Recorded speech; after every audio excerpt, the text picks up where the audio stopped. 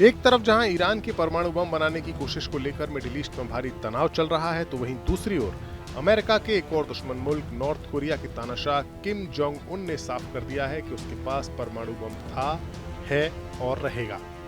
Kim Jong Un ने America से समझौता करने वाली ईरान की गलती को न दोहराने की बात कही है। नॉर्थ कोरिया अपने परमाणु हथियारों को कभी नहीं छोड़ेगा, ये बात नॉर्थ कोरिया के तानाशाह ने साफ कर दी है। इस देश ने कहा है कि उनके द्वारा परमाणु हथियारों को छोड़ने का जो सपना अमेरिका देख रहा है वो कभी पूरा नहीं होगा। परमाणु शक्ति संपन्न होना अब उनके देश के कानून में स्थायी हो चुका है। नॉर्थ कोरिया ने कहा है कि परमाणु हथियारों से लैस देश के रूप में उसकी स्थिति उसके कानून में स्थायी रूप से निहित और अपरिवर्तनीय है। नॉर्थ कोरिया की सरकारी मीडिया की रिपोर्ट के मुताबिक ये बात कहते हुए अमेरिका द्वारा उनके परमाणु निरस्त्रीकरण की मांग की निंदा की गई है।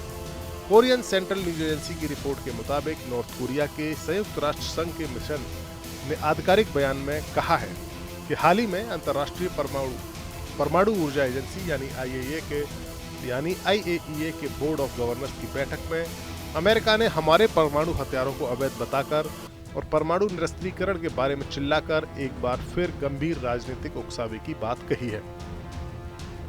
मीडिया रिपोर्ट्स के मुताबिक नॉर्थ कोरिया की तरफ से कहा गया है कि IAEA के पास परमाणु अप्रसार संधि के बाहर मौजूद परमाणु सशस्त्र देशों के आंतरिक मामलों में हस्तक्षेप करने के न तो कानूनी अधिकार हैं और न ही नैतिक औचित्य।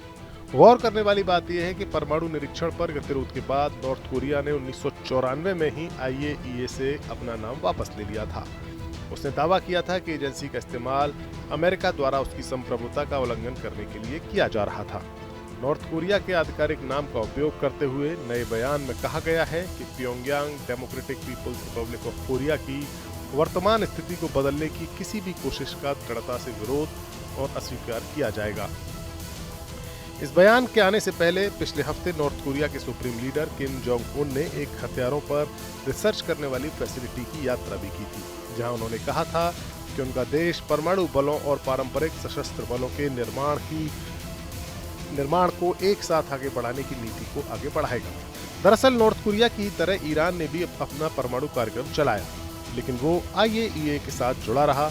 बाद में ईरान की ओर से आरोप लगाए जाते रहे कि इस एजेंसी ने उसके परमाणु वैज्ञानिकों और न्यूक्लियर साइट्स की जानकारी लीक कर दी, जिसके बाद ही उसके परमाणु कार्यक्रम पर हमले हुए और उसके कई परमाणु वैज्ञानिक मारे भी गए।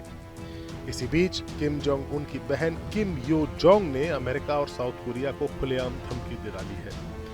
अमेरिका और साउथ कोरिया सोमवार से शुक्रवार तक प्योंगटेक के कैंप हफरीज में मौजूद अमेरिकी सेना मुख्यालय में संयुक्त रूप से मिलिट्री ड्रिल कर रहे हैं। रविवार को किम जोंग उन की बहन ने दोनों देशों के बीच प्रस्तावित इस जॉइंट मिलिट्री ड्रिल की निंदा की और इसके साथ ही सख्त लहजे में यह भी कहा कि सैन्य अभ्यास करना है तो करो, लेकिन एक लापरवाही दोनों पर भारी पड़ जाएगी। कोई भी गलती होने पर गंभीर परिणाम भुगतने होंगे। Bureau report, news nation.